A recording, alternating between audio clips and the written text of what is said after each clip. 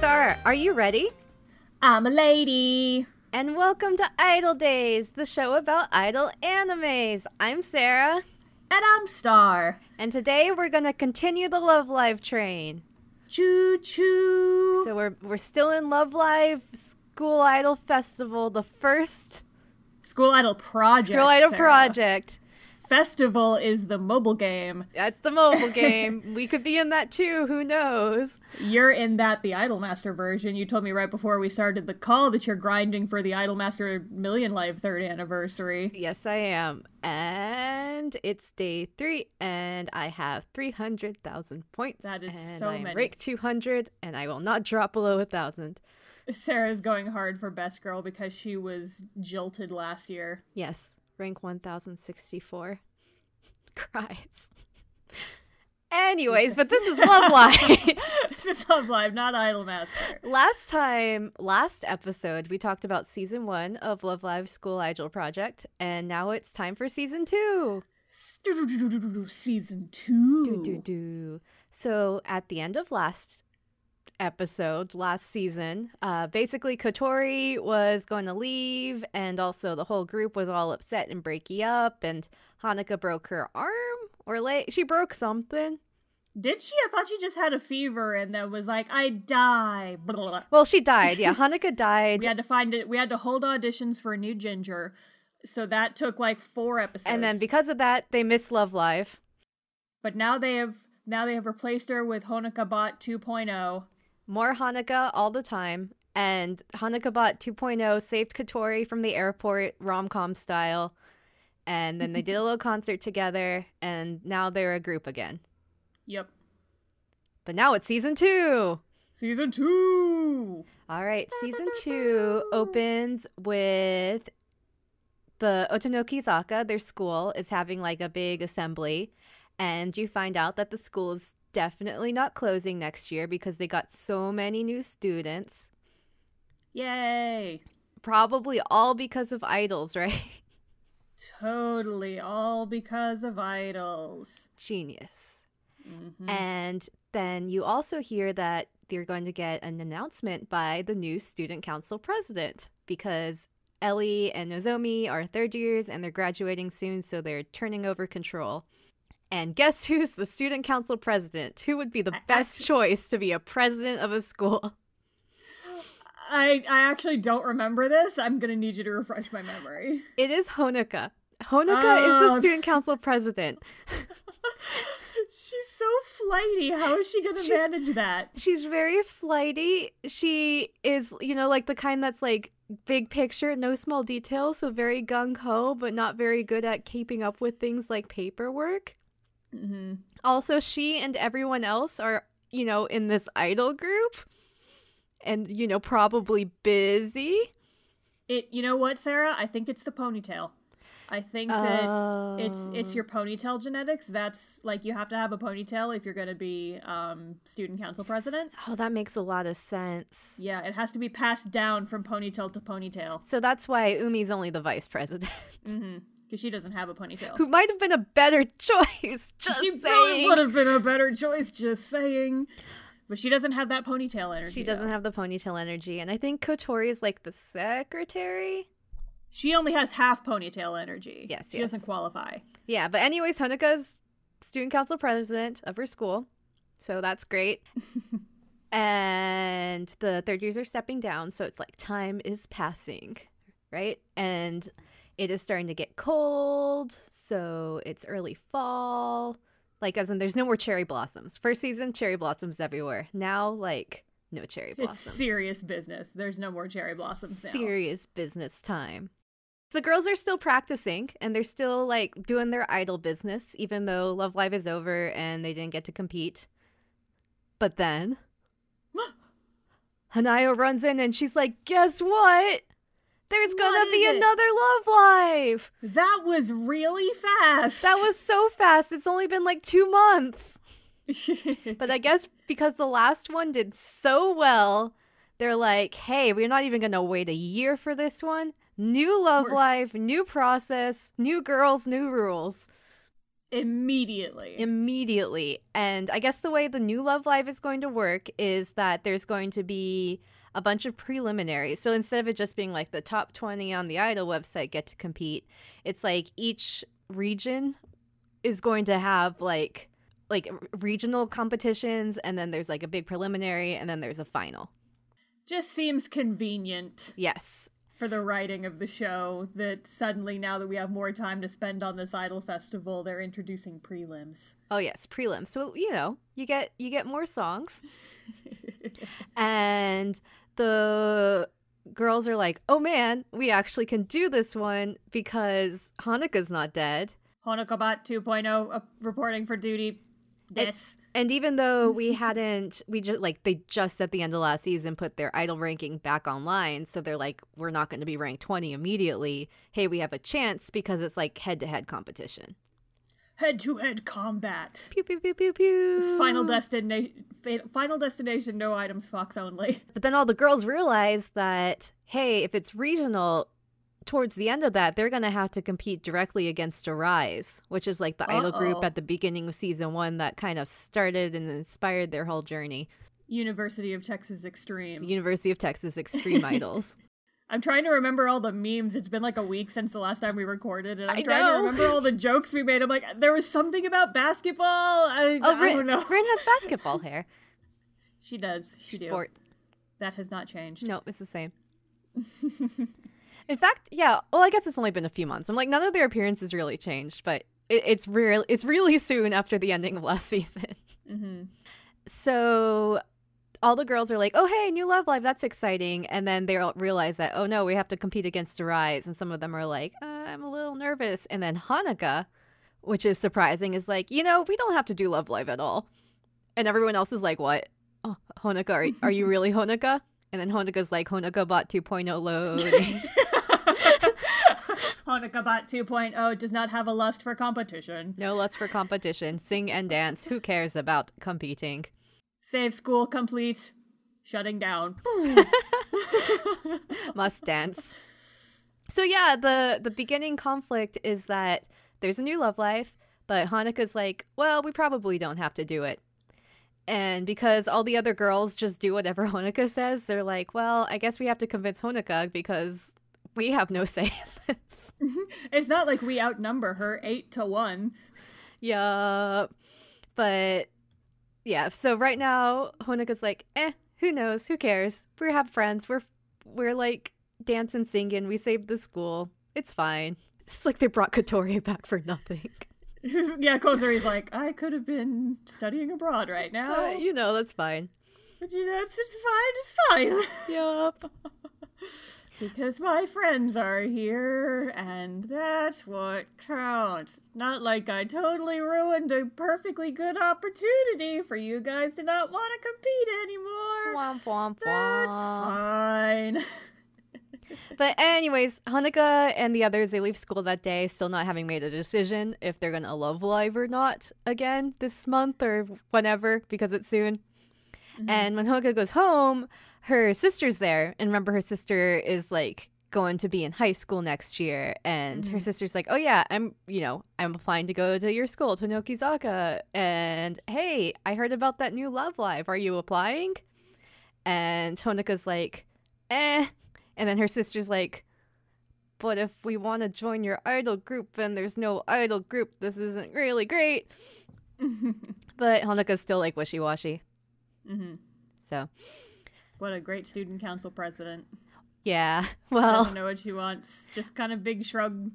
I mean, her goal was save school, right? Save school's over. That's it. Yeah, but it's like, okay, goal is save school. Get friend back so that we can continue to iDOL. Now that you've got friend back, you don't want to continue to iDOL. Make up your mind, ginger child. Come on, honkers.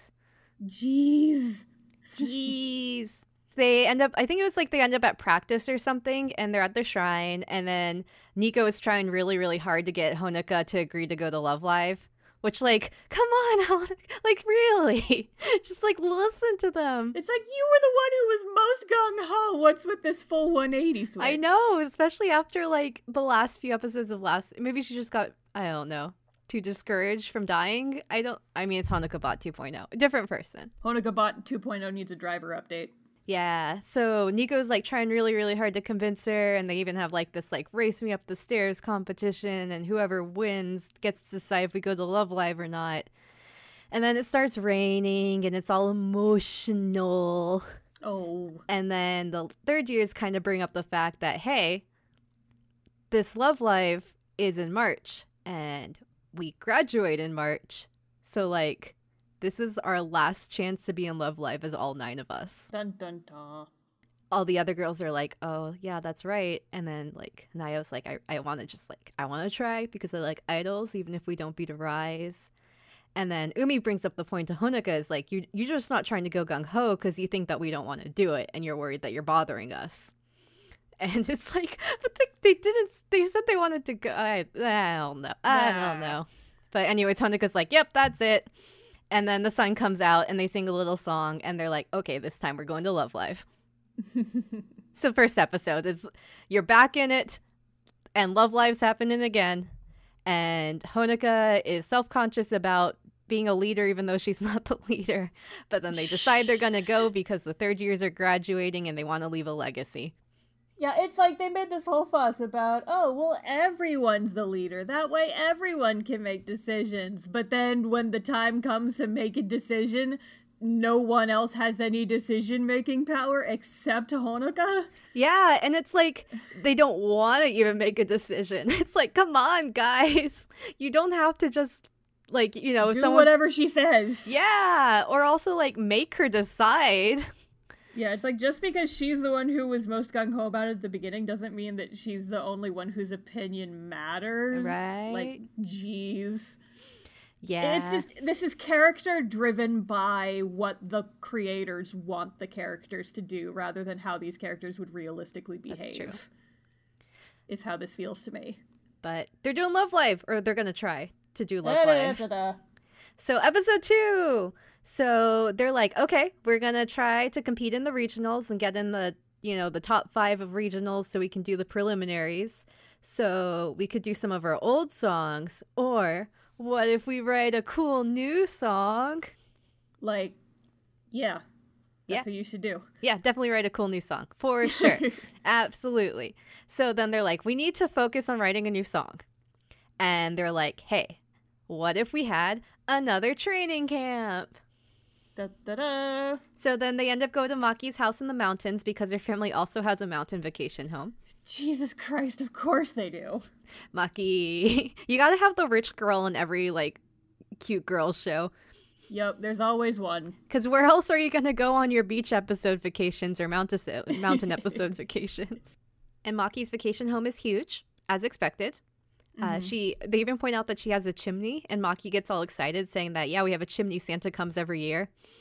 I remember this. Yeah, there's like a little scene, like Nico's like, I'm gonna tell her, and the others are like, don't you dare, you know, like the Frozen meme. But I'm gonna tell her. I'm gonna do it. No, don't tell her. But so I guess the way that they're gonna do it is that the 3 girls who do the bulk of the work in the group, which is Umi does the lyric writing, Maki does the songwriting, and Gotori makes every single outfit. All the costumes. All of them. So much work for this poor bean. So those 3 are gonna like hole up and work, and everyone else is just gonna do like normal training practice or whatever. Which you'd think they'd at least be able to help with some basic outfit stuff. Yes. Well, I think the idea is she's supposed to just be doing the designs right now, like not the sewing yet. Yeah. That's fair. But basically those 3, they're trying to work, and then they feel so pressured by the whole situation that they're kind of like, they escape and then they give up and they're like, we can't do it. It's too much. Which, I mean, again, they're doing like all the work. So yeah. So then the others get the idea that like, hey, maybe we can like, because there's 9 of us, we'll split up into 3 even groups. And then each of us, like in our groups, 3 people collaborate, and it's not just these people alone, which, like, better idea, right? Yep. The group split off, and then there's just some, like, cute little character things. So, like, Umi, Rin, and Nozomi end up going hiking, and then Umi just gets so into hiking that she forgets she's supposed to write song lyrics. But then, like, they inspire each other, and they give different perspectives, and they're up a mountain, and it's cute. And then Maki, Ellie, and Nico go out, and Maki has like a little thing saying that she's like trying to like come up with a song for like the third years that they would like really feature them. And then Nico's like, you gotta write for all of us, not just for the third years. And it kind of inspires her. I also wrote down Nico offers her a potato in this trying time, so I guess there's potatoes. Where did she get a potato from? Just in the mountains? Mountain potato. Country roads, potatoes. Potatoes. I'm imagining like that Simpsons meme where the mom is holding up the potato, but it's Nico, and she's just like, I just think they're neat. I just think they're neat. I just think they're Nico. Potato. But most importantly, Kotori, Honoka, and Hanayo end up in a hot spring, so yep, that's important. Very important. Hot Springs episode. Hot springs are so important. And Honoka ends up giving an inspiring speech, standing up completely naked and making the other girls embarrassed. As you do. As you do. As you do. But yeah, so anyways, they all are in their separate things, and then they all camp outside during the night because I guess that's more inspiring than being inside this really pretty fancy house. I know, I for one get way more inspired when there are mosquitoes everywhere. Yes, and rocky ground. Yeah, well, okay. Anyways. But then in the middle of the night, I think it was Umi hears like faint piano music. Like she wakes up, and then like Kotori wakes up, so like she's like, Umi and Kotori are like, oh, where's this piano music coming from? Somebody broke into the house and is playing piano? Yes, the person who broke in was Maki because she has a key because she owns the house. Okay. And she's playing piano, and then Umi and Kotori hear it, and they go inside, and they like sit by the piano bench, and they start working because they're so inspired by the day and the piano. And then the next morning, the other 6 girls wake up, and they're like, where are Umi, Maki, and Kotori? And then they find them in the house all asleep, and it's like, oh, and they like have paper all over around them, and they're like, oh, look, this paper. It looks like they designed the stuff and came up with the music and did all the things all night. We're so happy for them. So they still ended up doing like all the work anyways, but I guess they got inspired. By potatoes. So anyways, for the rest of camp, all the girls, they practice on their new song, and they, little montage of them working hard. Gambate babies. So they have their new song for prelims. So episode 3. So already season 2 is moving a lot faster than season 1. Yeah, because I mean, season 1 was mostly like, get the group together. This group is like, the group is together. Now what do we do? Now every other episode is either writing a song or training or Love Live. Yep. Faster. So episode 3 is it's time for prelims pretty much. So all the girls are like, okay, so we're ready. We have our new song. We've been practicing. And I guess the way that prelims work is that they can have their little song dance thing anywhere they want, but it's going to be like live streamed on this Love Live system thing or whatever. And so all the girls are like, okay, we'll look around our school and see where we want to do our performance. And then they realize like all the places that like are either good visually or big enough for them to perform, they've already like had performances there, and like those performances have streamed on this website before, and they're like, we don't want it to look boring. What do we do? And then they're like, well, we don't want to go to Akihabara because that's like where our rise is. But they end up going to Akihabara for inspiration anyways, and end up in front of University of Texas Extreme. I love that we're just rolling with that name forever now. It's true. And then the leader of Arise walks out, and she's like, howdy. That's what people in Texas say. Is she really like, though? Yeah, she says howdy. For sure. Oh, okay, because she goes to University of Texas Extreme. Yeah, exactly. Okay. That's what people in Texas say. Yeah, it's true. I'm from Texas. Can confirm. We say howdy. To everyone we see. It's just like how I imagine that everyone in Australia says good day. Yeah, exactly. I think this is how it works, right? Totally. Y'all. Y'all. Well, I mean, Sarah, you're in the South. I'm in y'all You also territory. say y'all. I didn't start saying y'all until I went to school in Georgia. Now I say y'all too. Y'all. Y'all. You know what's fun? What? Trying to explain y'aldiv to a group of non-English speakers. Oh, no. That was a fun day in class. Oh, I was just like, hey kids, this is why English is a cursed language. And we shouldn't be learning it. Because you can do this and no one questions it. Yup. Did you teach your students the word howdy? Oh, yes. Oh, good. That's important. Oh, definitely. That was like day one. But amazing. Before anyone rages against me, I just want you to know that the class I did that in was in mostly like my higher level students and also adult students who kind of understood that I'm a crazy person who will just sometimes throw weird shit at them, and they just go with it. I would like to see all the Oba-sans saying Yaldov. Oh, Sarah, it was glorious. It's so good. It was glorious. So for context, in case this is somehow your first episode of our podcast, welcome. I used to teach in Japan. I was like in an alternative school, and so it was a high school, but it was also kind of a community college because we had like classes for adults there as well. And so a lot of the English classes had a lot of like retired old folks with quote unquote nothing better to do. So they would come take lessons from the foreign teachers so they could practice talking to foreigners. And they always had the really complicated grammar questions that I wasn't able to answer. And sometimes we would just go ham with weird American trivia. And then the next teacher after you is probably like, why do all these old ladies have Texas accents? Why do they keep saying yeehaw to me? Oh boy. So back to Love Live outside of University of Texas Extreme. We haven't introduced the characters of Our Eyes yet. Yes. So we should probably do that as well. There's 3 of them. There's 3 of them. The only one I remember whose name is Tsubasa. She's like the main one. There's probably others. She kind of looks like edgy Hanayo.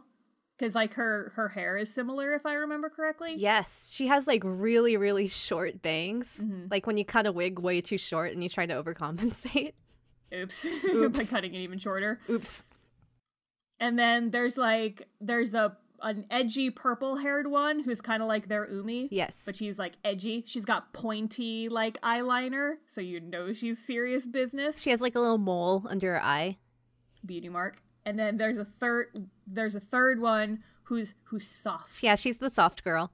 She's got like long wavy hair. It's kind of like, it's reddish, right? It's like orangey red. Yeah. And she's like, hello, I'm soft. There's the soft girl. Ooh woo. Which one is the soft girl? Which one's the e-girl? And which is the visco girl? We need to decide. Okay, purple hair is definitely the e-girl. Yeah, that makes sense. So I guess that leaves the leader one for the visco girl. Okay, there we go. We solved it. We've solved it. We solved the Love Live puzzle. So yeah, so Arise. Oh my god. I can't believe we just did that. Now you know all about Arise. And e-girls. And e-girls, and now I want to apply this to... Never mind. I'm not going to talk about Trigger right now. But... Oh, okay. We'll do that later. We'll do that later. We still have to do the tiny episodes. The Trigger episode. Yes. Yeah, the vibrato episodes. We'll do it eventually. So yes, these are not the iDOL 7 antagonists. These are, well, I guess not antagonists. I guess rivals is a better way to put it, because they're nice. So Arise are the rivals for Muse. They're the main competition. Yes, but they notice Muse outside of their university. We're going for, and they'll be like, "Yo, what's up?" They like crab walk up to them, T-posing for dominance, and they're like, "Yo, what are you doing?" But so they crab walk up, and then they like grab them with their crab claws and crab walk away with all the the Muse girls, and they bring them to a private location. The mental image is too strong, Sarah. What have I done? Oh no! Oh no! She's like, "What's up? You in our turf? Yoink! Yoink! Take them back to their little crab hut. Little crab hut on the roof of the school. So they take them to their crab hut, and they're like, "Yeah, welcome to the crab hut. Welcome to UTX's Crab Shack. What can I get you?" And here's the thing about UTX is it's really, really fancy. So this is like, this is not just this is like Red Lobster.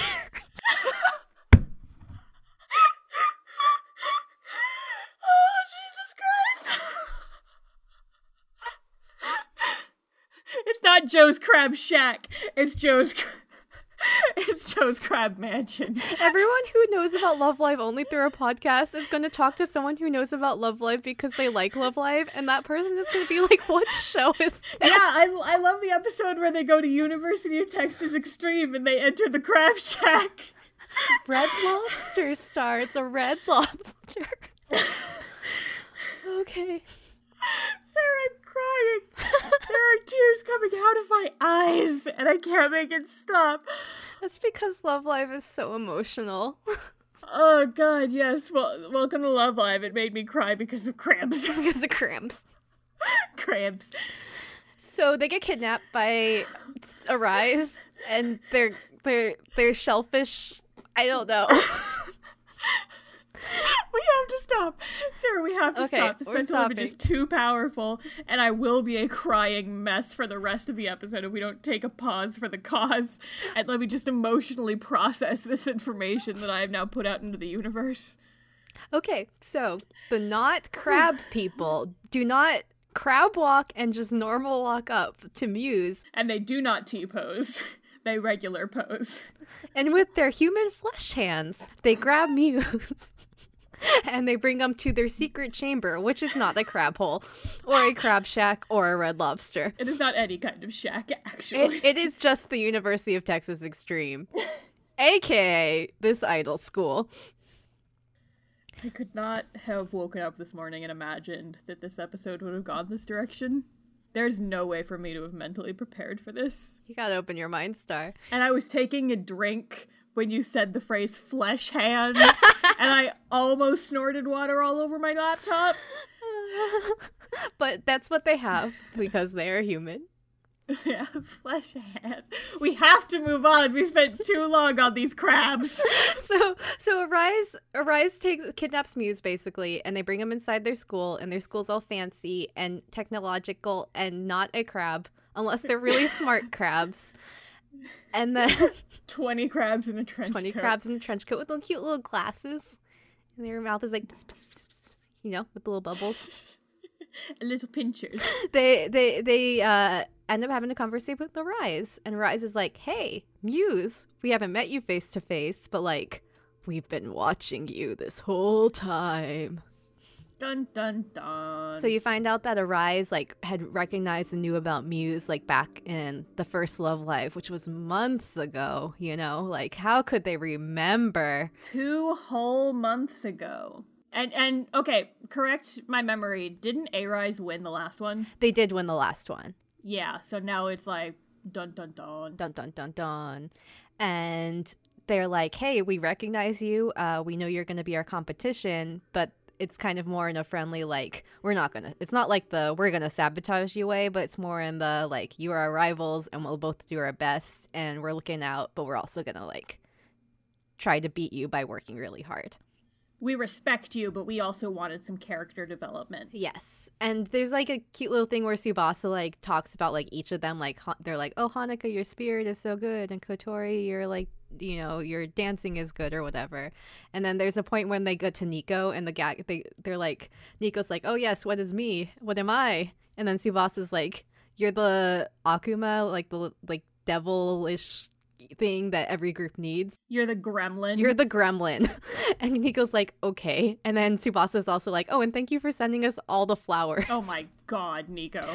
When you find out that Nico is just an Arise fangirl. Jesus Christ. Towards the end of the conversation, Arise suggests, like, hey, for the prelims, you can shoot at UTX if you want. And you don't have to shoot on your own school. We have, like, all this technology. We have the technology. You know, like that crab dance video? It's like that. Oh my god, Sarah, no, okay, so crab dance video, the one where, like, the crabs are vibing on the beach. Oh, yes. Replace that with Shocking Party. Yes, I'm sure someone's done that. I am looking it up right now, because if it hasn't been done, it needs to be done. It's time. Okay. Love Live, Arise, crab. I'm looking it up. I see a lot of videos of them. None of them are crabs. None of them. I don't know why they don't recognize the fact that these girls are crabs. It's so obvious. Okay, it has given me, like, no results. I know what I'm doing with my afternoon. Anyway. Abso-heckin-lutely. So they all think about it, and then Honoka decides that they're going to do it, and because Honoka makes every single decision, they do it. Yep. So, same episode, it's prelims day, which is like, wow, this show is moving a lot faster now than it was first season. Yup. So Arise goes first, and Otonoki Zaka, they watch from the ring, like the wings, and they're like all nervous because like Arise is actually pretty good, which makes sense because they're top idol, school idol right now. Yep. But then Honoka's like, hey, we can't give up. We have like a chance to perform in this crab shack. We don't want to miss this chance because when's the next time we'll be able to do this? And we're going to give it our best to like perform side by side since they give us this opportunity. And then also all their classmates from school show up and they're like, we'll help out and we'll cheer from you and we'll be Otomen, and it's all cute. And we'll wear crab costumes. And no, because those are enemy crabs. Those are enemy crabs. Oh my god. I cannot believe. But anyways, they perform their new song, and it's a new Muse song, and they're wearing cute fairy flower outfits, and it's adorable. And Arise watches, and they're like, wow, these girls are good. Rivals. These girls are not crabs. Not crabs. These girls have flesh hands and flesh arms and flesh faces. Flesh everything. Flesh everything. It's very impressive. Hi, welcome to Magnus Archives. Oh no! Hello to all the Magnus fans in our archives. Hello. I mean in our podcast. What? I mean it. Last episode, we catered to the Critical Role fans. Now we're all about the Magnus Archives fans. And crab fans.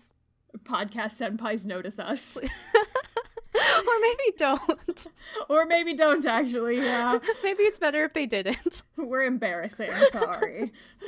So episode 4.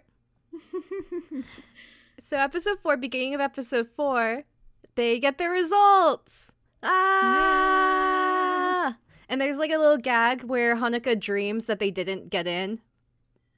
And like it actually got me because it's like they go through it and they're like, oh. And then Honoka wakes up from the dream and then everything happens exactly the same as the dream, except that they got it and they're number 4.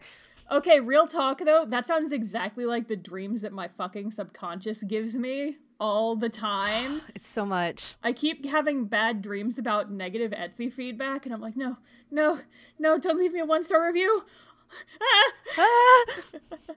And then I wake up and there's nothing. Yes. But I think the weird thing is Honoka was slightly predictive about this. So like they like the next day they say everyone says everything word for word about her dream except that they got in. Ta-da! So yeah, surprise episode 4, the show is not over yet. Wow. However, episode 4 star. This is the Nico episode. Oh, good. Do you remember this one? Vaguely. So just that it pissed me off a lot. Yes. So anyways, they're number 4. And they're like, hey, we're number 4. That means we're going to prelims.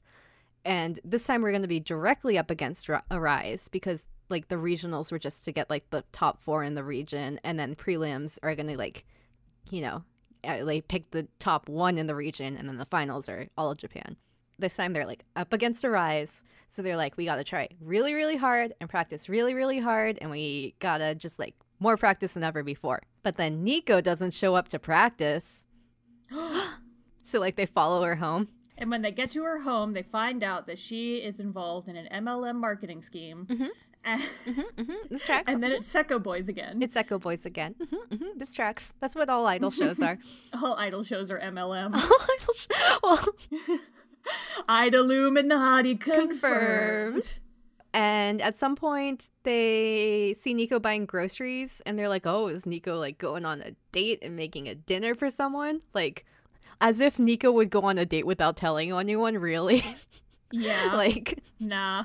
But anyways, Hanayo freaks out about this idea of going on a date and blows their cover, and Nico sees them and just, like, runs. But they end up losing her, so Nico, like, runs away, right? So they do a chase, and they lose Nico, and they're like, wow, I wonder where Nico went with all of that food.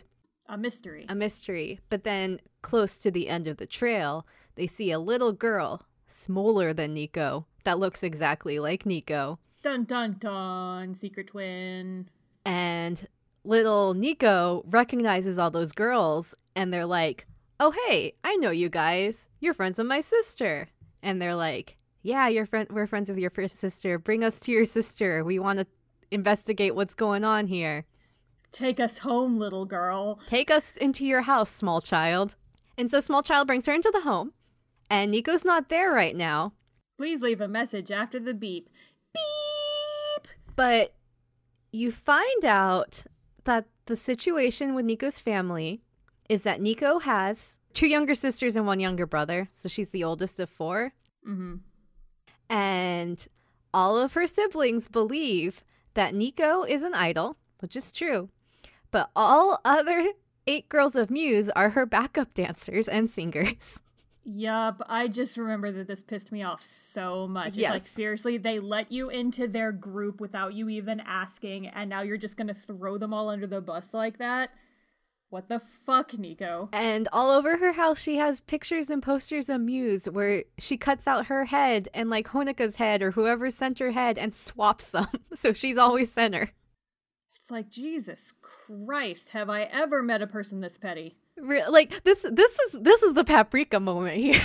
This is where we're coming in with this. So yeah, anyways, Nico is dressing up as Honika and trying to kill people in elevators who are ordering pizza. Oh. You said paprika. I think you mean Perfect Blue. Oh, Perfect Blue. Sorry. Perfect Blue crossover. At first I was like, I haven't seen paprika in a while, so I'll just take her word for it, but... No, this is our Perfect Blue cross. This is iDOL. iDOL, everything is confirmed. Everything is confirmed.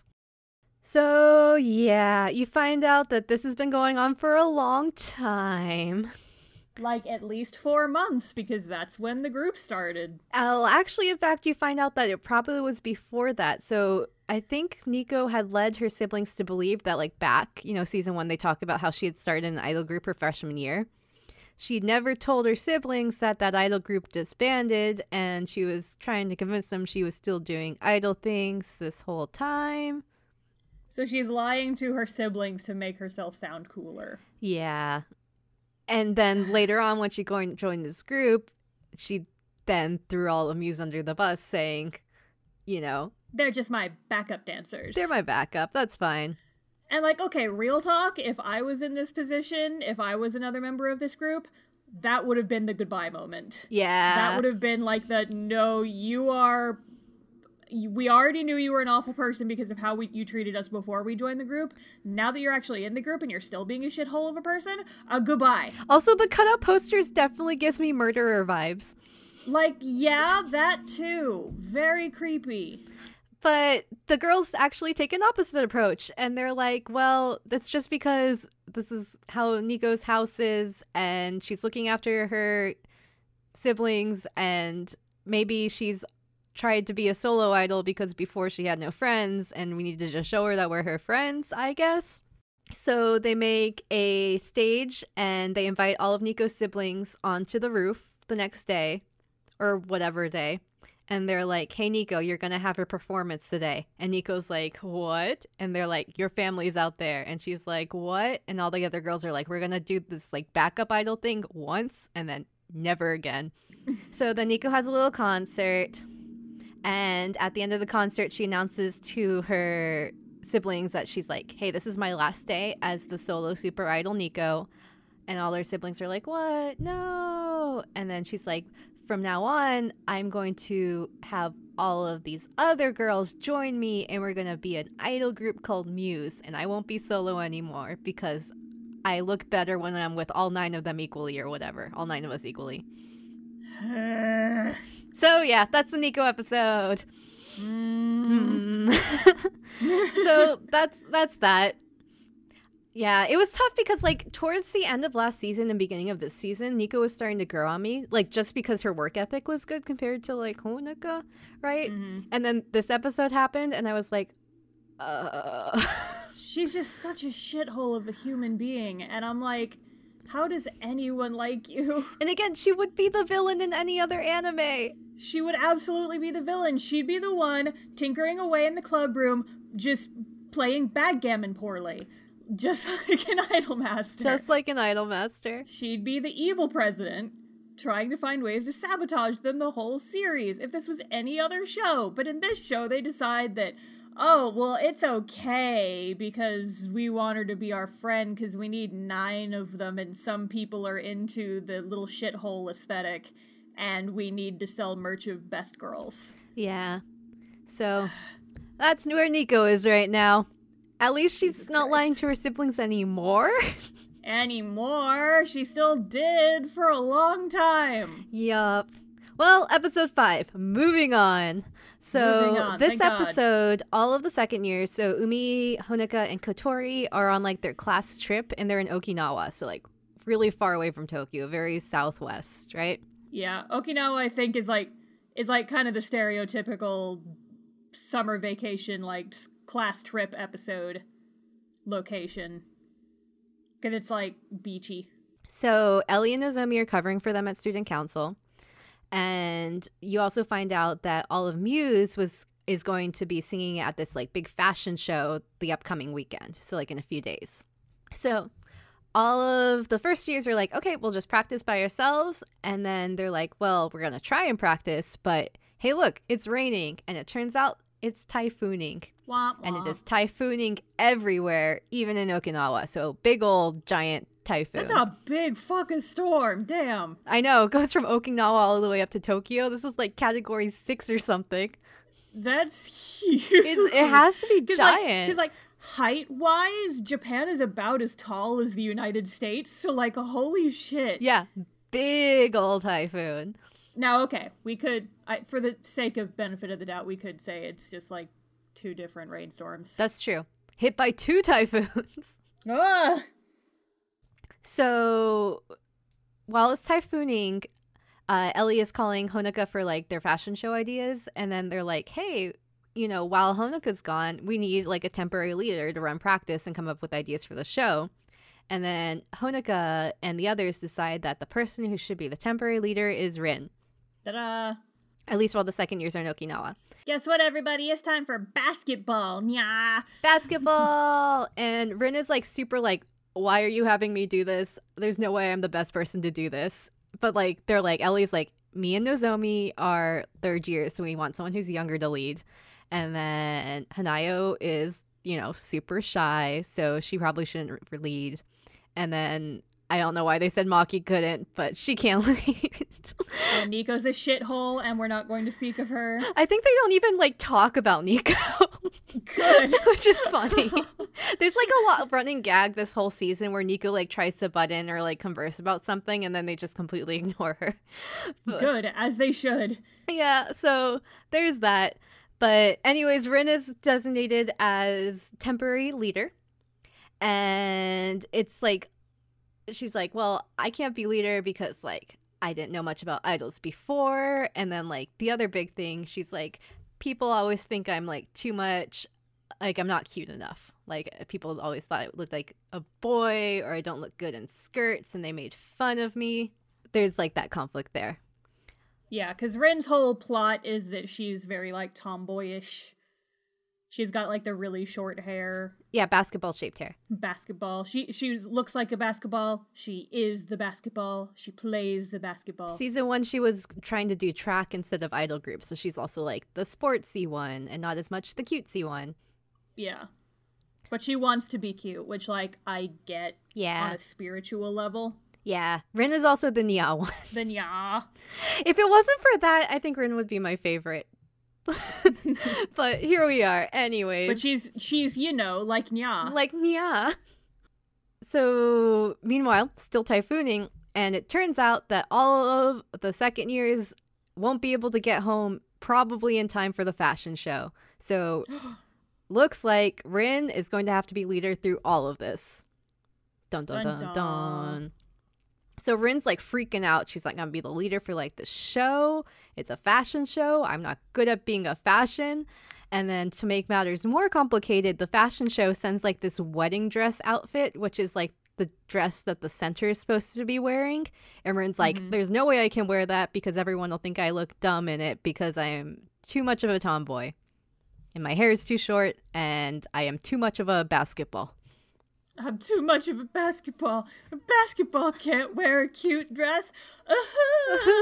So she keeps practicing, but then she's like, okay, what if for this performance, because I don't feel confident enough, we'll just have Hanayo be the center because, like, the dress was originally for Hanukkah, and Hanayo and Hanukkah are apparently similar sizes or whatever. So Hanayo's like, okay, I'll do it if that's what you want, Rin.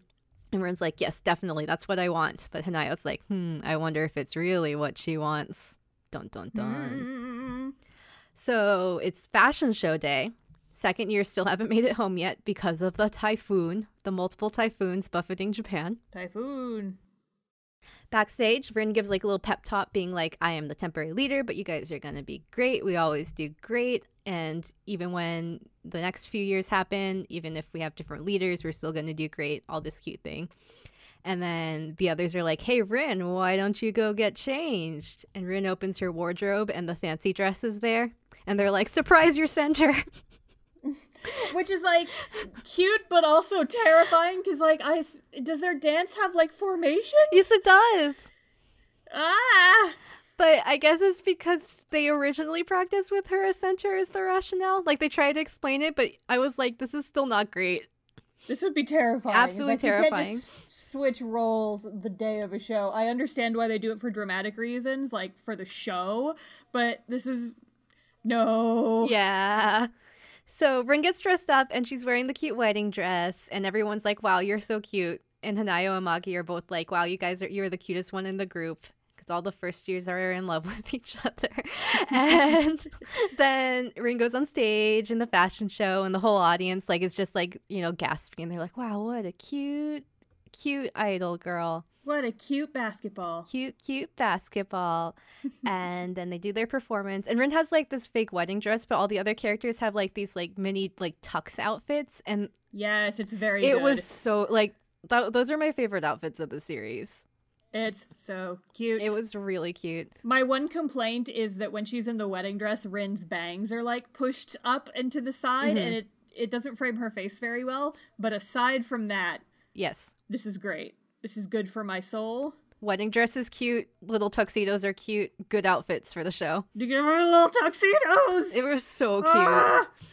And then at the end of the episode, it's like in the next few days later, and the second years are back, and then they're all practicing, and then Rin shows up to practice in a skirt. Yay, baby! So she feels confident to wear what she likes, which is cute. Go, baby, go! Go, baby, go! Go forth with your nya energy. I like that episode. I thought it was cute, and the outfits were cute, so it's good. Yeah. So episode 6, it is near Halloween time. So it's October. Welcome to Spoopville.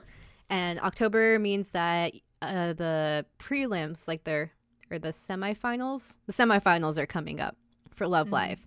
And they have been invited to perform at the Akihabara Halloween event. And all the girls are like, hey, this is going to be televised. The final Love Live results are going to be by popularity vote. So we need to get our popularity up. This is a great opportunity to like have better popularity or stronger popularity than maybe even rise after this. So we got to do good. It's viral marketing, y'all. We got to go out there and flood the streets with our cuteness. With our idleness. Meanwhile, A-Rise is just flooding the streets with crabs, and you'd think that, like, that's just, like, an obstruction to traffic. It's a public nuisance, but all the crabs are, like, have UTX on the back. Release the crabs. Release the crabs. Go, do our viral marketing for us, Crab Swarm. Advertise for us. I'm imagining viral marketing by just like painting your logo on the backside of a bunch of crabs and then just releasing them into the streets of a crowded city. Just imagine the chaos. I feel like that would work. I could see that working. The future of viral marketing is here and it's crabs. I've watched Pirates of the Caribbean. Oh no! So all the girls are like, okay, it is going to be Halloween competition. We're going to be in Akihabara. We're going to be like not competing against Arise, but performing like right next to Arise. So we need to make a bigger impact than them. We need to get bigger crabs. We need bigger crabs or bigger other crustaceans. We need lobsters. The point of this episode is they're like, how do we make a bigger impact than we already have been? So they have like a bunch of little gags where they're like, we're gonna try new outfits. And like one of their new outfits is each of them like wear outfits based off of different high school clubs, including sports. Oh, I remember these gags. Because like, doesn't Hanayo like dress up as a baseball or something? I think she's either a baseball. No, she's an orange because she's supposed to be fruit club. I can't stand this blatant Idolmaster ripoff with the season 2 fruit costumes. Season 2 fruit costume. The one of the better outfits that they gag change into is that they all dress up like Kiss, like the band Kiss. Oh, I remember this. It's very good. Yes, it's very good. And which scares away all the students. And Kotori's mom like confronts them, and she's like, if this is actually what you want to do, you can wear these outfits all day. But if not, you guys need to change. You're disrupting the school environment, and the only reason I haven't expelled all of you is because I love my daughter very much. We have matching comb-overs. They all try to brainstorm how to make a bigger impact, etc. And while they're walking around and trying to figure things out, because it's Halloween time, they see all the pretty Halloween decorations, and they're like, wow, Halloween is sure cute. And then Gotori's like, I have an inspiration. Dun, dun, dun. So, it is the day of the Akihabara concert, and everyone is in Akihabara. It's like the last day of this like week-long Halloween festival. There's like this interviewer lady, and she's like, oh man, all the idols are coming on stage. All of, like, the lay people are dressed up in costumes. There's one guy who's like straight up dressed up. You know, like that guy in like the morph suit with the pumpkin head doing the dance, that video? Oh my god, yes. Yeah, there's someone like this dressed up like that. I love it. They are the best. It's time for the girls to have their concert. And they're dressed up in all these cute little different Halloween themed costumes. Yeah, I if I remember correctly, it's like groups of 3. So like 3 of them are pirates, 3 of them are like little fairies, and 3 of them have big nya energy. Yes. But Rin is not one of the big nya energy ones. And I'm like, then what's the point? I know. Why is the nya not a nya? Maybe be too strong. Too strong, maybe. Too much nya energy. But then there's a whole nother concert, which is like, it's another, like, there's so many concerts in this season. There was a concert last episode, and there's a concert this episode. They're just like blowing their whole budget. Yep. It's just like making it rain with these idol shows. Yay. So yeah, they have their Halloween thing, and it looks like they made a big impact by, I guess, embracing Halloween. Yay. Yay, Halloween. Big spoopy energy. All right, episode 7 is the worst episode of Love Live. Oh, is this the fucking dieting episode? Yeah. I hate this episode specifically so much. It's so stupid. It's really bad. So there's, I guess the side plot is that there is like a conflict with student council budget and Hanukkah being a student council president and learning how to take responsibility and make compromises. That's going on. There's also a main plot, which is Hanukkah needs to lose weight because she's an idol. And I'm not going to say any more about this because I think there's a lot of bad messaging here. Yes, there's a lot of extremely bad messaging here, and I would like to point out that at this point in the show, if I remember properly, we have so many characters who we know almost nothing about, like Nozomi, Ellie, I don't think we know too much about. Like, there are so many characters, you could have given them like screen time, their own development episode at this point and just thrown this whole episode out. It has nothing to do with the rest of the show. It's literally just, oh, well, idols need to be cute and skinny. It's bullshit and I hate it. Throw the whole thing in the trash. And also because I know Love Live has a lot of younger viewers and there might be younger people listening to this episode, but if you, especially if you are still growing, if you feel bad about your body or feel like you need to lose weight, you talk to a doctor you trust first and don't just crash diet and don't skip meals. And that's where I will leave it. Yep. Talk to a doctor. Don't watch this episode. Weight's just a number. Fuck this episode. Skip it completely. It's bullshit and not worth your time. Trust me. Trust us. Yes. So we'll ignore that episode. We'll just ignore it. Put it in the trash. Moving on. Moving on. Episode 8. So Yay. It is almost prelims. And they're like, what of our many songs should we sing for prelims? And they're like, what if we also wrote another song again? Yeah, you should. Yeah, probably a good idea. It's prelims. Probably a good idea, yeah. And Nozomi's like, what if we wrote a love song? And they're like, we have never written a love song before, even though we're trying to go to Love Live. There's love in the name. We need a love song. Dun, dun, dun. Yeah, so they all try to like figure out ways, even though none of them have any romance experience, to try to figure out what it feels like to be in love. So like there's little gags of them like pretending to like role play what would happen if they were handed or handing out chocolate on Valentine's Day, etc., etc. And at some point they're like, we'll just go to Hanukkah's house over the weekend and work on this love song while we like eat her Japanese sweets. I want to point out that Honoka, when she's at her house, her shirt just straight up says ho in English. Yep. Ho. It's H-O, period. It's great. Welcome to the ho house. I mean, her shirt normally says ho in Japanese, but somehow it's stronger when it's in English. Ho. Ho. It has a period. So at Honoka's house, they all try to watch a romance movie to get inspired, and like half the girls get really into it, and like Umi looks at this like romance movie as if it's like a horror movie because she's so embarrassed. So relatable. And at that point, like all of them are like, this love thing is like way out of our comfort zone. We can't do it anymore. We're just gonna go home. And then Ellie like is looking at Nozomi being like, are you sure you're okay giving up this love song thing? And Nozomi says the words, the cards are all I need, which is great. Amazing. But Maki notices Nozomi and Ellie like having their serious conversation and stalks them. Mm-hmm. Which is, you know, you might as well, I guess. There's a lot of this. She's shipping them, and she's got to find food for her ship. They invite her into Nozomi's house when they like notice her following, and turns out, so you find out more about Nozomi now, that Nozomi lives alone. And her parents live somewhere else or something, or another country. I didn't write that down, but she's alone.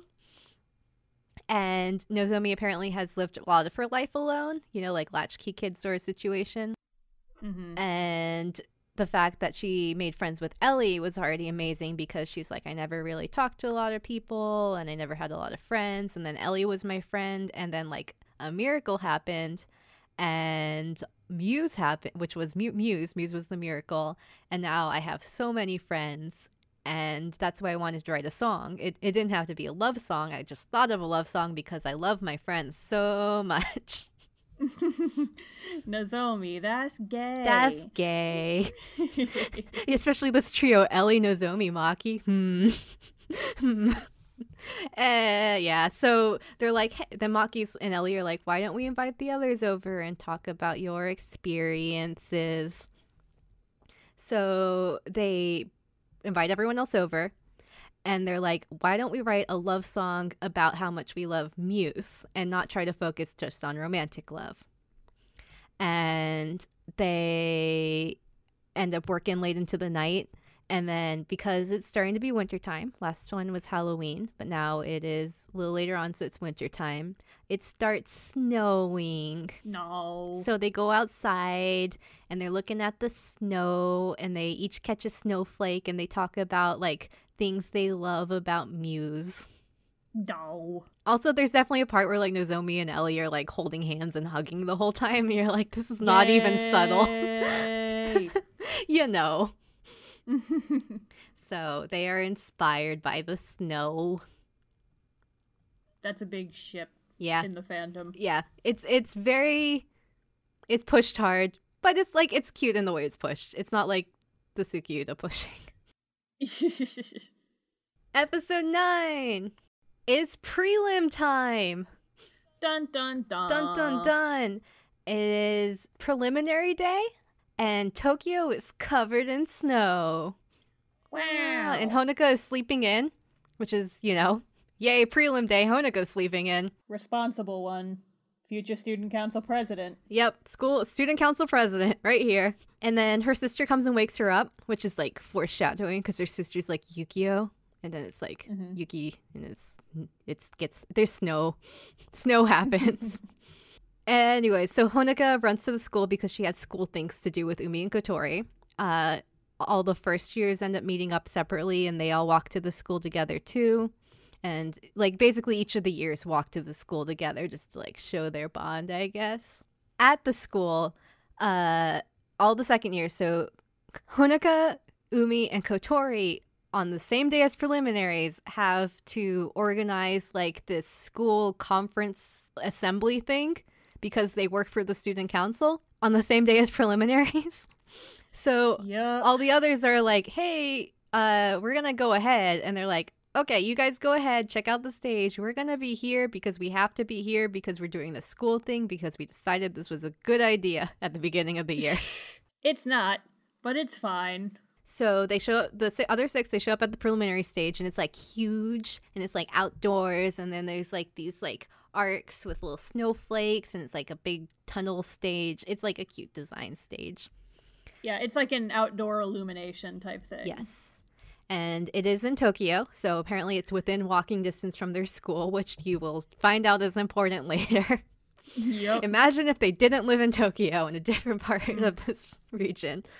Yep. But anyways, so there's even a point where like a Rise shows up backstage and sees the six of them, and like they're like, okay, we'll do our best. Hope Honoka gets here in time.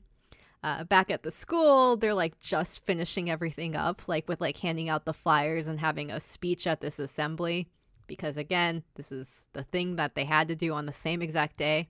Yep. I feel like Kotori's mom could have swung something. Yeah, for real though, right? When they go to leave the school, it starts snowing even more. Uh-oh. And then they're like, we're gonna go anyways. But it snows harder and harder, and they're wearing their tiny little skirts and their school shoes, and they have their umbrellas, but the wind is so bad that they can barely move to get out of the school courtyard. Oh no. What will they do? What will they do?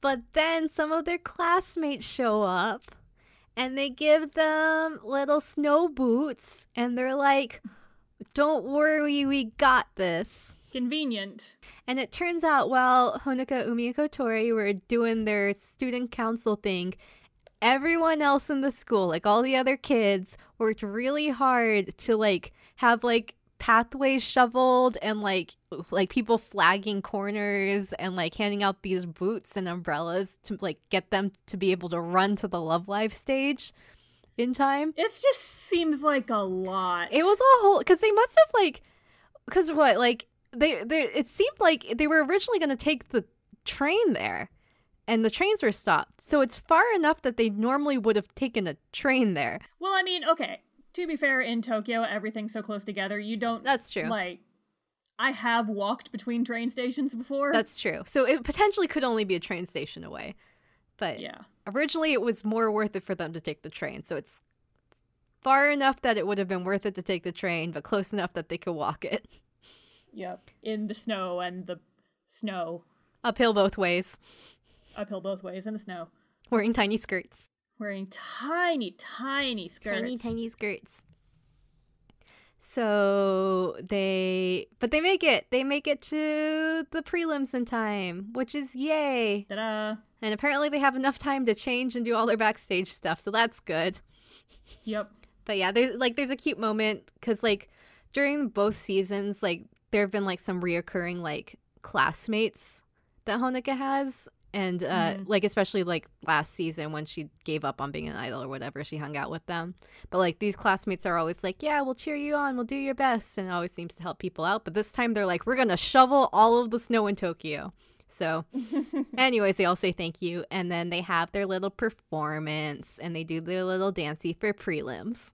I will say that this one's probably my favorite of all the ones in the show. Yeah, it's really pretty too, because the stage, because it like the 3D effects are actually really cool for like the set pieces, because they like light up all the way back. It's really pretty. Yeah. So Sarah, I gotta ask, are you familiar with any of like the music videos that they did outside of the anime? Some of them, because I played the mobile game a little bit. Yeah, because this song Snow Halation was like one of their singles before this. Yes. And so this is kind of like a throwback. I don't think it's the first one they've used, but it's one of like the ones where you can go back and watch the original music video.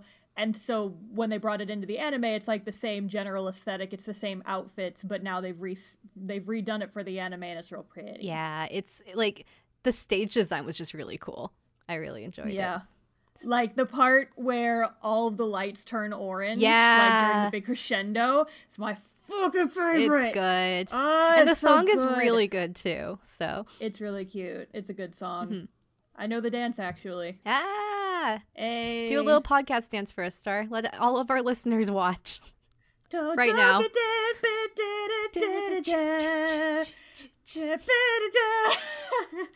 How much longer do you want me to keep going? No, I think we're good. We're good. Yeah. We have 15 seconds before he gets taken down, right? That's the law. I don't think that's the law, but hey. I actually made up like names for the choreography here. I love it. Because I was like in a little dance group, and this was one of the songs we learned, and so the chorus choreography is like they're kind of pushing their hands out, and so I came up with like names for the choreography, and so it's like you throw the birdseed on the ground, then eat the birdseed. Oh, I'm so intrigued. If you look at the music video and you look at the choreography during the chorus, you can probably see what part I'm talking about. But it's like they're like throwing their hands out, and then they kind of do like they put their hands behind their back and they do this little bob up and down thing. And like so you throw the birdseed, then you eat the birdseed. Genius. Yeah, I love it. Amazing. So that was my claim to fame, was coming up with dumb names for the choreography. Amazing. I'm so pleased. Episode 10. Wow. Episode 10 opens up and it is New Year's.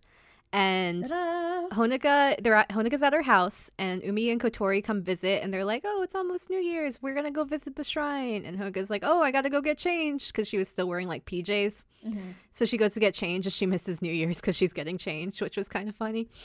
Nice. So right now it's like they haven't said what happened. We don't know if they beat Arise at prelims yet, you know? Yep.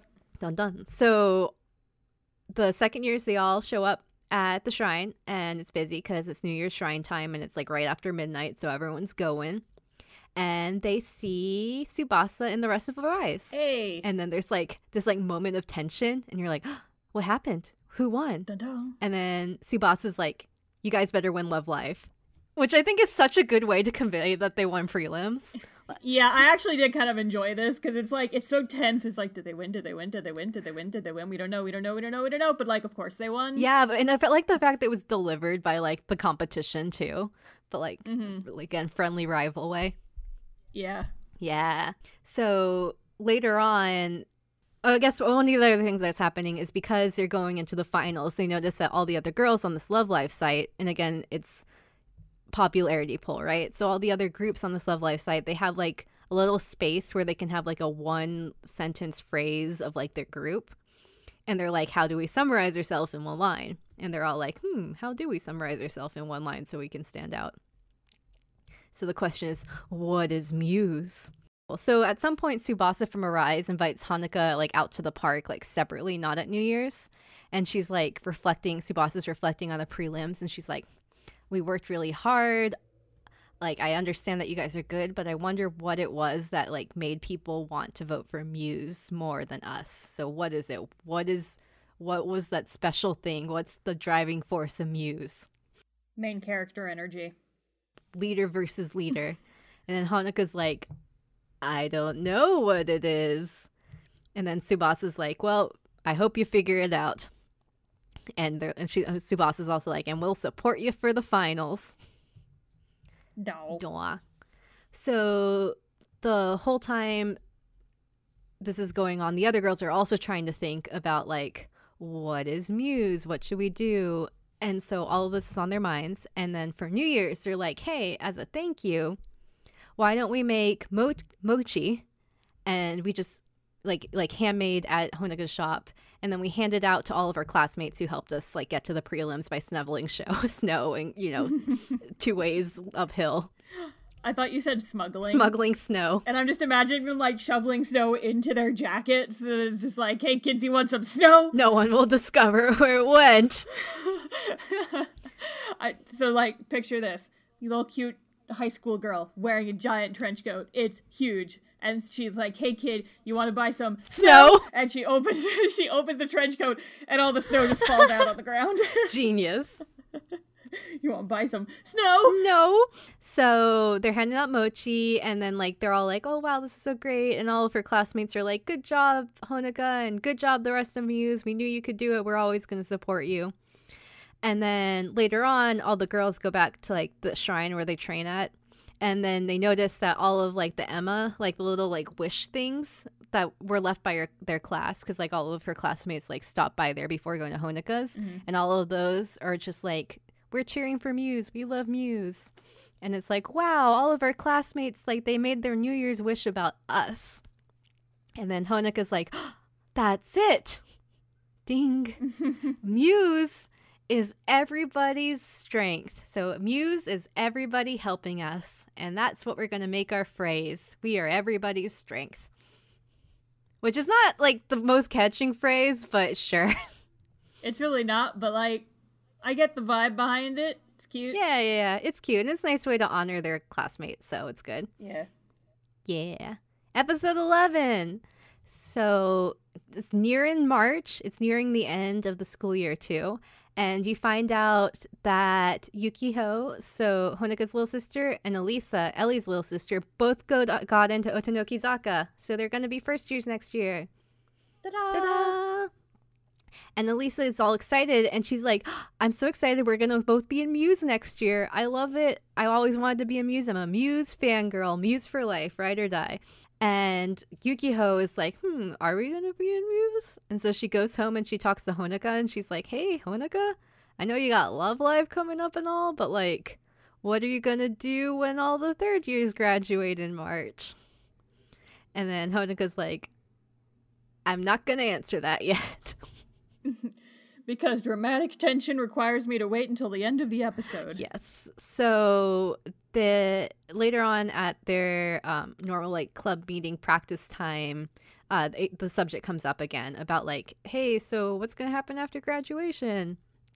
And then Ellie is like, why don't we just focus on practice and think about all of that after Love Live? Because Love Live's coming up. But, like, all the other girls are like, I still don't know what we should do, if this is a good idea. Like, it seems like the third years don't want to talk about it, but it's kind of important. Yep. Yeah. So there's also, like, this contrasting situation where whenever Honoka's going home, like, Elisa, Ellie's sister, and Yukio are, like, they tend to hang out at Honoka's house, and Elisa's just, like, always watching Muse things and getting excited by Muse and directly asks Honoka if she can join Muse, and Honoka's like, we're dealing with interpersonal stuff. We can't talk about that yet.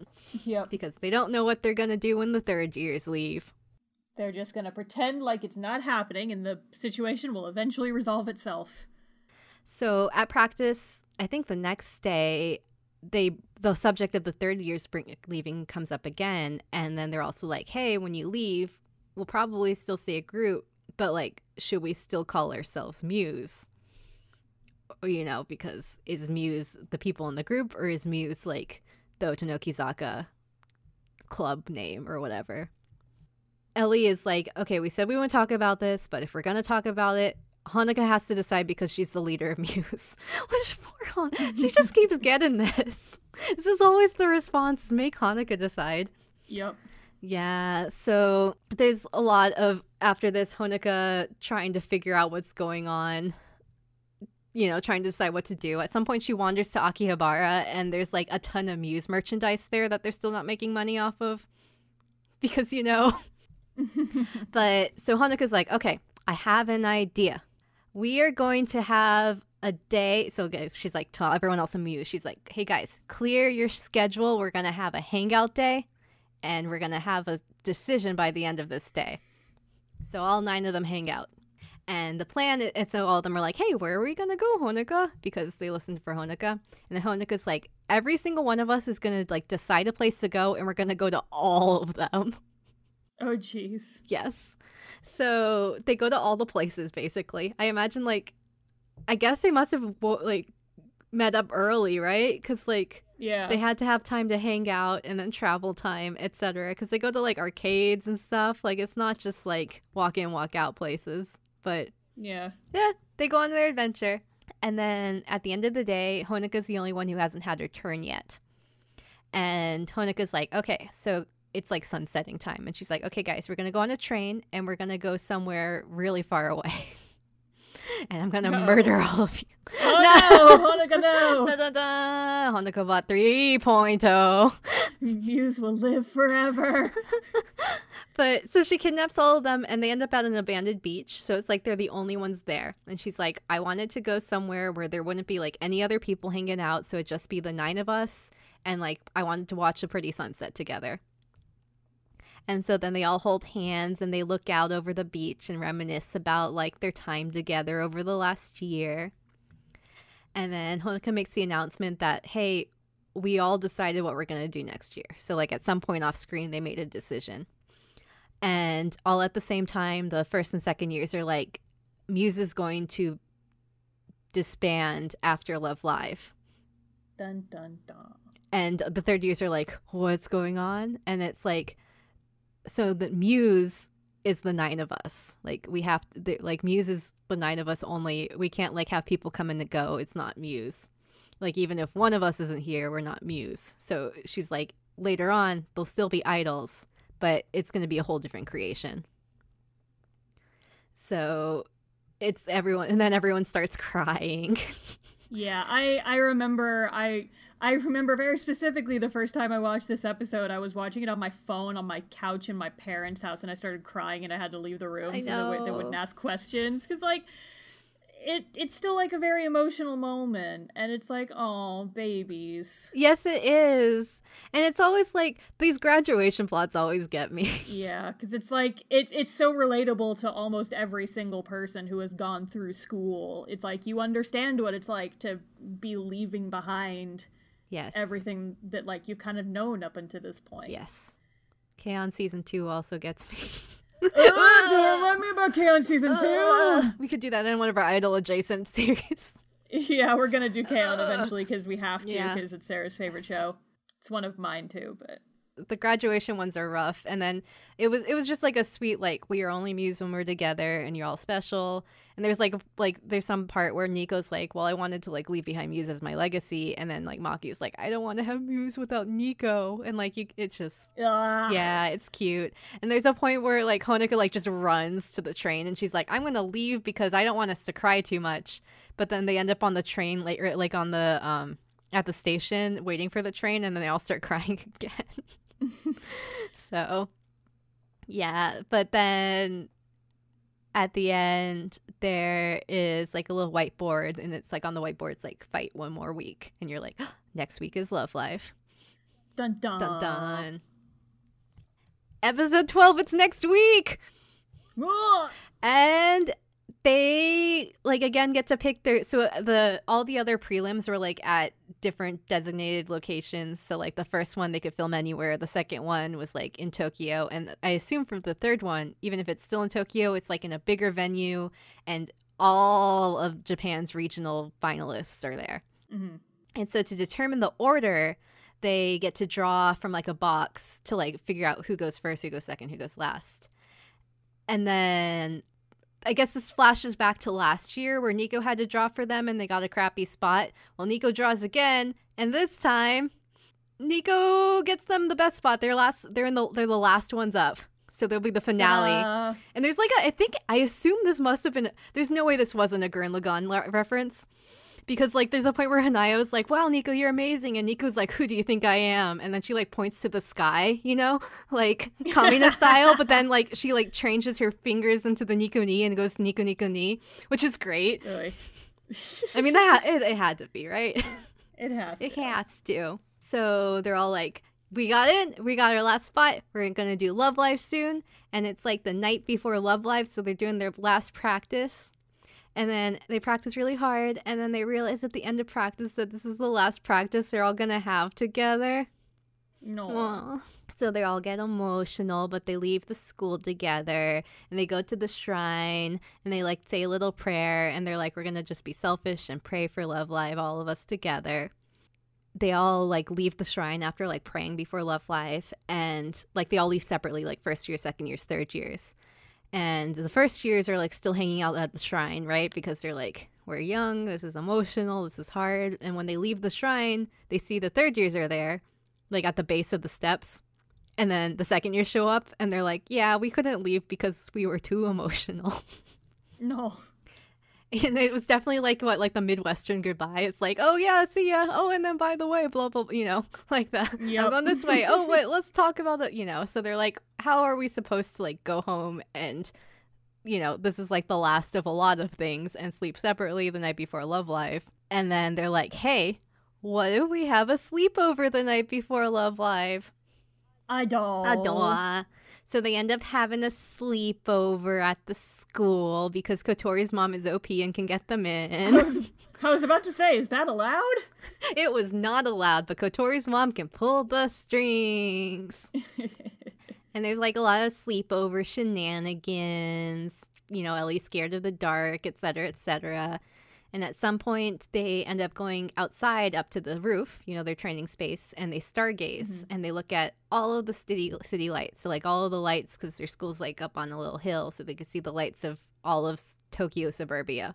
And they reflect that, hey, every light is, like, a person or a family we've never talked to and may never meet, but, like, they might have know us because of our music. And it's like, aw, it's like they made a little special. Like Nozomi and Ellie are like holding on to each other too, so you know. No. Yeah, so they had their little sleepover before Love Live. Babies. And the next day it's Love Live. Wow. The title of the show. We got here. It's been what, like 24 episodes? Oh my god, it's finally happening. Nobody panic. And so it's Love Live Day, and the Love Live venue is huge. And later that night, it's time for the concert, and everyone shows up. So, like, all of their classmates show up, the siblings show up, Arise shows up, all the parents show up. Which, again, most of the parents look like the kids, at least in hairstyle or color, because that's how you know they're related. Yep. Except for Honoka's dad, one of the few male characters in Love Life. You only see him from nose down, but he has like his arms crossed, but like he has like glow sticks in between each knuckle, so like Wolverine style. Yeah, so it's time, and then they're all like standing backstage, and they're like, we're gonna work hard, and we're gonna stand out, and we're gonna be the best idols, and we are going to win Love Live. And Honoka's like, I would normally give another a pep talk or a speech, but I don't have anything I can say because like we're all united right now in this moment, which was cute. Yep. Yeah. And then it's concert time, and it's a budget breaker concert. There's like lights and particle effects and like moving cameras and more 2D than you see in a lot. So big concert. Like, we've still got all this money left. What do we do with it? Big concert time. And then after the concert, they're like, we did so good, and the audience is going wild. And then like there's like a cheer for an encore in the audience, and they're like, encore. Is this allowed? Encore. Is this allowed? But like even Arise is cheering, and they look out and they see the audience, and like there's like a close-up of Honoka's dad, which again you only see nose down, and there's like a single tear rolling down his cheek, which is great. And so then they're like, okay, we're gonna give an encore, and they go out and they do their encore, which is, and the song is the original opening for the first season of the anime, which good emotional choice there, good job. And it's like they're singing, dancing, but it's cut in with like shots of like how they were able to like put on this encore. So like the girls backstage hugging and being like, oh, there's an encore, and like their school friends coming in and giving them the outfits from their first live, and like cut-ins with them like getting practice and stuff. So it was like everyone did this together, and we had an encore at Love Live. Yeah, it's cute. It's cute. So that's the Love Live episode. But one more episode's left. Whoa! And Love Live was not the pinnacle, so the end of Love Live, this show, it is graduation day. So, oof. As we go on, we remember. Well, I'll get there, though. I'll get there. Oh my god. Foreshadowing.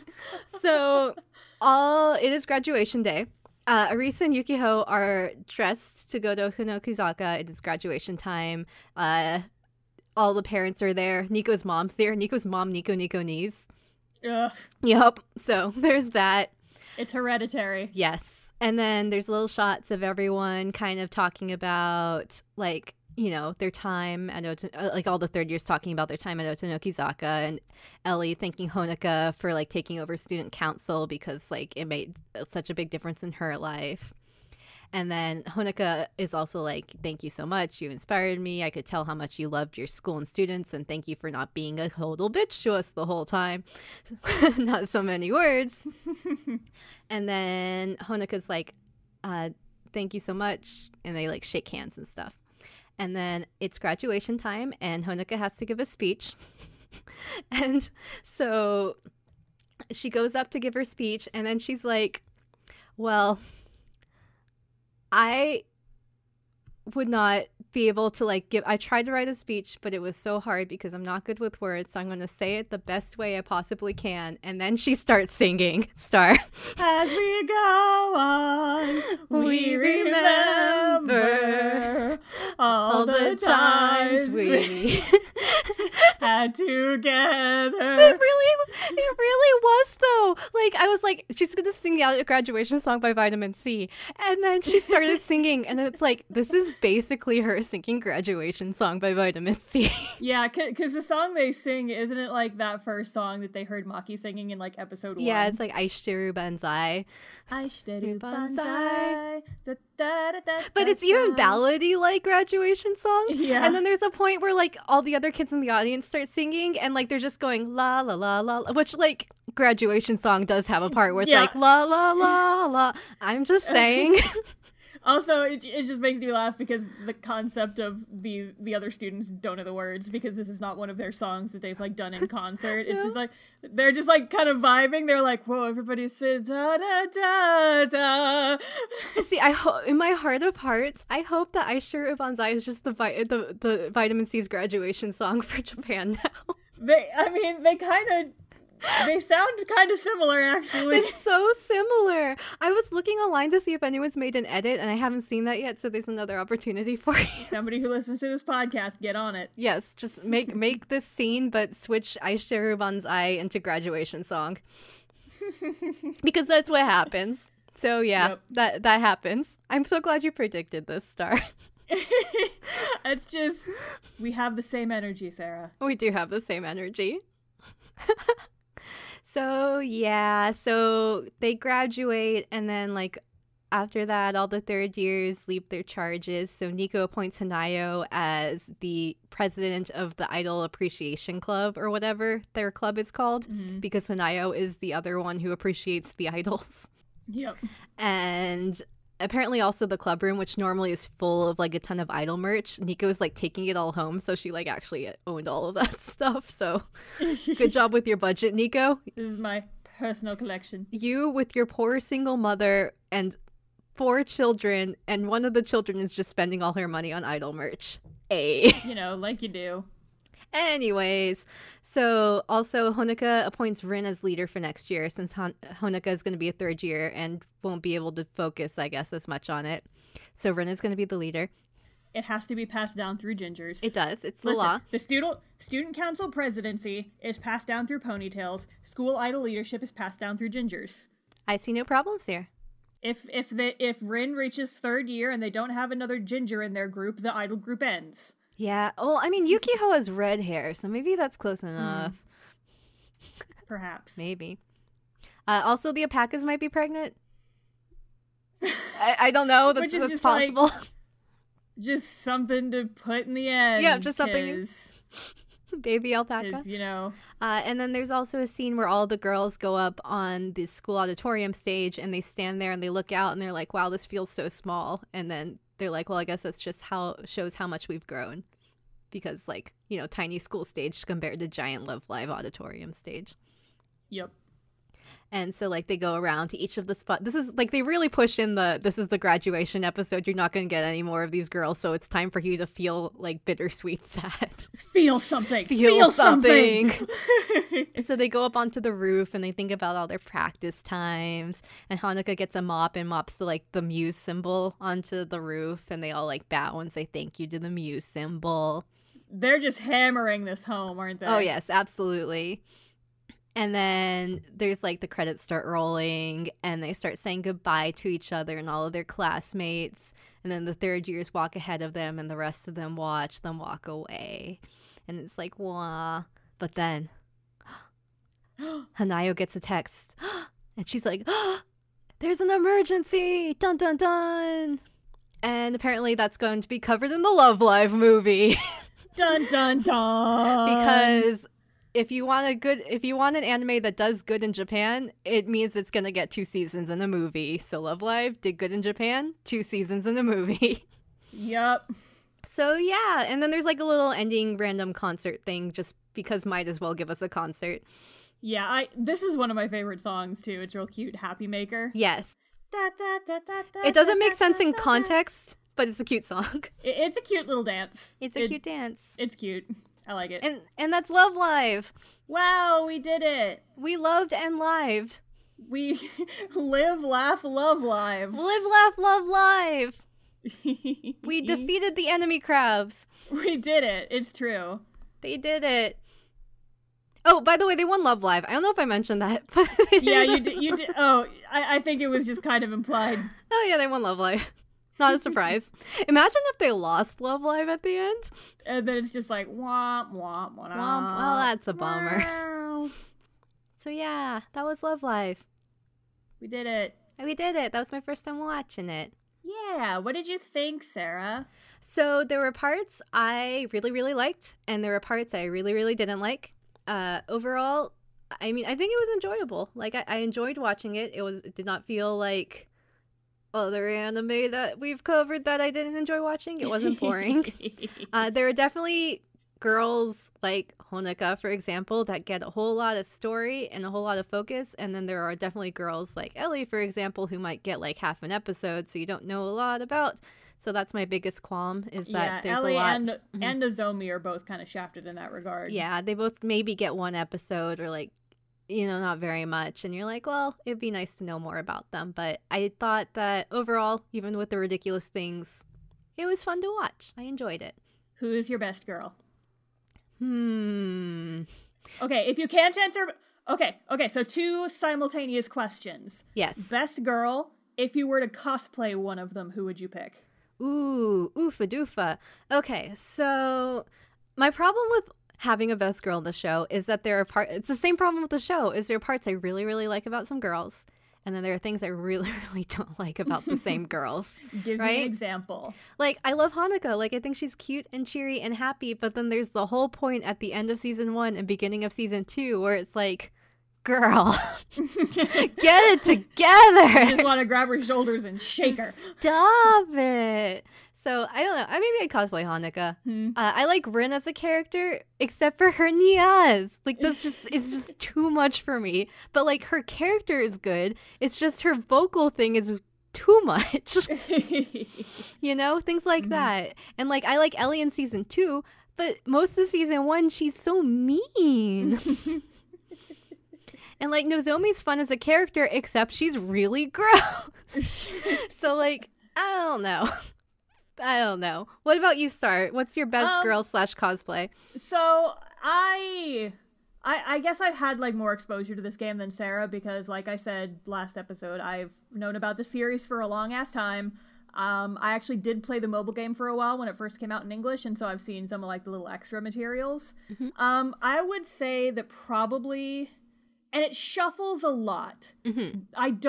One of the big things that made me not love this show, one of the things I was annoyed about, is that none of the characters really stuck out as that one. That one's my favorite. And so I kind of swap favorites depending on what day it is. Ooh. Idol of the day. I'm kind of wishy-washy. And it's just like, I like them, but I wouldn't call any of them like my number one favorite, gonna buy all your merch. But, okay. Like you said, I agree with you. I enjoy Honoka's design a lot. I think she's very cute. I think she would be very fun to cosplay, even if she does have a silly side ponytail. I just like the orange. She's got bright hair and she's smiley, and I like cosplaying smiley characters because I'm like, do a smiley photo. It's cute. I also like you. I like Rin when she's not being overly nya. She has good energy, and I identify strongly with her tomboy struggles. We've discussed this in episode 0, my issues with like idols and my femininity and stuff like that. I'm sorry, I'm just doing all yours. I like Ellie because she's like kind of down to earth, and I appreciate that in a show that's like entirely toddlers, like personality wise. I like having a center of gravity that I can just kind of latch onto and be like, you're the one who makes the most sense. Yes, she does. But I also really like Umi and Maki for similar reasons. They're also kind of the emotional core, and also they have really nice voices. Yeah, they do. Maki's just Maki Chihaya 2.0. Yeah, for real, right? well, Umi's the one who looks like Chihaya. Oh, Umi, sorry. Umi Chihaya 2.0, right. Yeah, and so, like, Maki, I already have a wig for her, so, like, because my Ichigo wig from Tokyo Mew Mew for the maid cosplay. Also, she's the tsundere one, which is always fun. Stop telling me I'm a tsundere. I'm not a tsundere, damn it. But yeah, and so, like, I guess we'll go ahead and do all the other characters, because I've covered half of them now. Yeah. Nozomi's okay, I guess. Yeah. Wish she wasn't quite so grabby. Yeah. Nico put her in the trash. Muse would be just as good with 8 characters. And then who's left? Hanayo, she's okay. I wish she had kept her glasses. Yeah, she and Kotori, my problem with them is, like, their personalities that they're shy and subservient and quiet, and you're like, yeah, too much. Like Kotori's cute. Her comb over is silly. That's true. It's like she was trying to give herself a side ponytail to copy Best Girl Honoka, and then just kind of got bored halfway through. And then got distracted, and so, like, the hair is just kind of halfway pulled through the ponytail. This is a hairstyle that's been passed down through the generations, Star. Kotori's whole family. Okay, listen. Her mom has the comb over, but she doesn't have the side ponytail. I'm thinking, based on our discussions in this show. No, you see, Star, her dad has a side ponytail. It's just the parents. Oh, God. I'm imagining it now. Just a loopy. It's like Zuko, but on the side. Oh. Your Kotori costume is really good, but your ponytail's on the wrong side. It's not on the wrong side. But no, that's my headcanon now. Kotori is, like, so subservient to Honoka, can't make her own decisions, that she was like, I'm gonna copy Best Girl Honoka and do a side ponytail, but then halfway through putting that last loopy-doo on her hair, she got distracted by something and then just, like, forgot that she was in the middle of doing her hair, and she went to go do something else, and then she caught herself in the mirror, and she's like, yeah, this is okay. There you go. I still think it's her dad's haircut. That's my plan. That's my headcanon. I demand fan art of Kotori's dad with the side ponytail. Just a whole family portrait. With Kotori in the middle, and she's got, like, the combination of both of their hair. Oh, boy. Anime hair. Did we talk also, I discussed it in the first episode, I think. But if not, Kotori is cute. I like her. I wish her voice was not quite so high-pitched. Yeah, I think Kotori's cute. I think the problem... I would like her if it wasn't for season 1, I guess. Yeah. She's just so subservient or wishy. Like, she feels like her thing is that she just can't be her own person. And I wish that they'd done something with that, but they didn't. So. She's kind of codependent, is what it seems like. The vibe. Yeah. So hopefully she gets better in college or University of Texas Extreme, if that's where people go when they graduate. When you graduate high school, you move on to the University of Texas Extreme. Yes, absolutely. But yeah, I thought it was cute overall. I enjoyed it. I liked the girls. They were like, a lot of my complaints are like, I wish I had more of some things and less of other things, which can happen in most anime. So yeah. Yeah. It's like, so my big complaint, like, we would have covered this if we had covered the diet episode, like, at all, but we didn't, and I'm okay with that. Yeah, we'll just ignore it. I think, like, the big takeaway from that episode specifically is they are kind of obsessed with drilling into you this idea of this character loves bread. You already know this. This is not new information, but we're really gonna drive home these things that we already know about the characters. Rather than give you new information, we're just gonna beat it into you like you're a dead horse with expendable income who can spend money on our merch. And it's just like, y'all had so much real estate. You had this 25-minute anime episode, so much real estate you could have done with, and you wasted on stuff we already know and this bullshit episode that did not need to be Yeah, because again, like, there were episodes where I wish they were done differently, or they didn't exist like that episode. But I don't know, it was still enjoyable to watch, and the music is good, so that's always good too. Yeah, so there's some genuinely good jams in this show. Good jams. What's your favorite song? Last question before we end. Because I already said mine. I like the Snow Halation one. Yeah, I mean, Snow Halation stands out to me a lot too, though, and it was definitely the best concert in the show visually. So maybe the same. Maybe the same one. Listen, we're allowed to have the same answer. It's fine. Yeah, the same. No, never mind. My favorite was Graduation Song by Vitamin C. As we go on, we remember. See, guys, even when you graduate, you can still be idols together, like Star and I. Hey. We're podcast idols. Yup, that's how we do. That's how we do.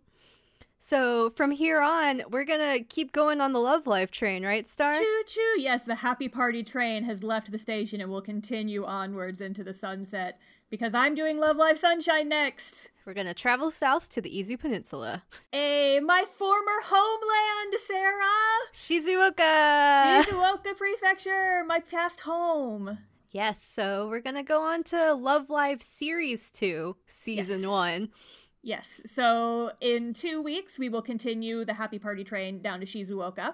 Woohoo. And I will spend 2 episodes talking to you guys about Love Live Sunshine. In my opinion, the better of the two. What was that? I just heard something. Wow, what was that? Oh, it was just me, Star.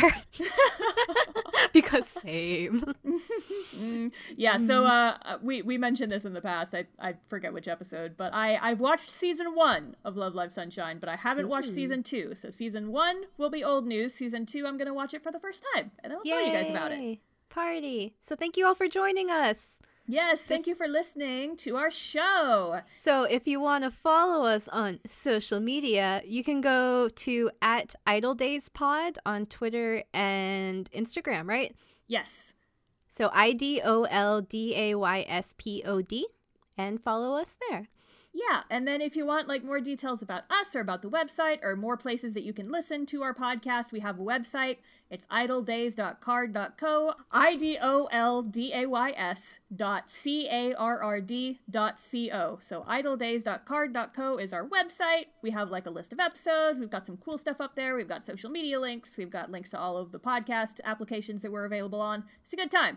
And if you leave us a good review for our podcast, we'll cry happy tears. We will cry so much about it and scream at each other through text. So, hey, if you have the option to leave reviews on your podcast player of choice, we would love it if you did that. Thank you so much. Thank you so much. So this has been Idol Days. We've been Lady. See you next live. Bye.